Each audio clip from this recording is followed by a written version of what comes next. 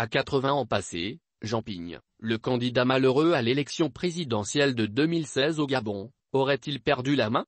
C'est le constat fait par de nombreux internautes suite à son message tardif posté sur les réseaux sociaux au sujet de la reine d'Angleterre.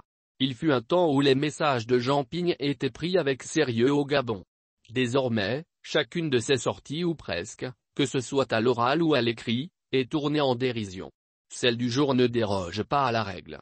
Ce vendredi 9 septembre après-midi, l'opposant gabonais, leader de la CNR, s'est fendu d'un post sur sa page Facebook au sujet de la reine Elisabeth II. À l'unisson de l'Afrique, je ressens la vive émotion suscitée par la disparition de la reine Elisabeth II. Notre continent gardera le témoignage de la noblesse des idéaux auxquels la reine associait le destin de notre continent. Je salue le parcours d'une rare densité d'une souveraine qui aura marqué son temps, en restant au premier plan du leadership mondial, a écrit sur sa page Facebook et son compte Twitter le leader de la coalition pour la Nouvelle République.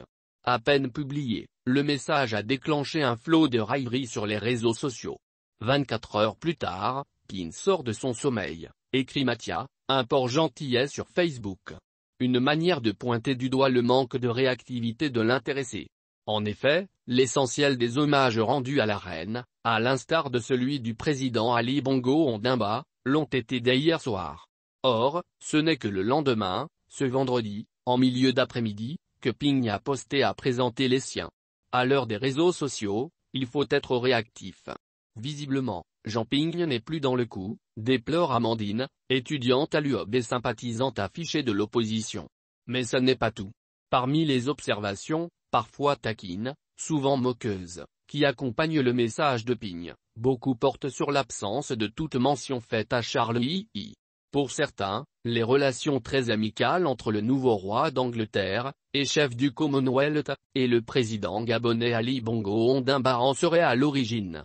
Quoi qu'il en soit, il s'agit d'un impair diplomatique d'autant moins pardonnable que Jean Ping fut 9 durant ministre des Affaires étrangères du Gabon et pendant 4 ans préside de la Commission de l'Union africaine.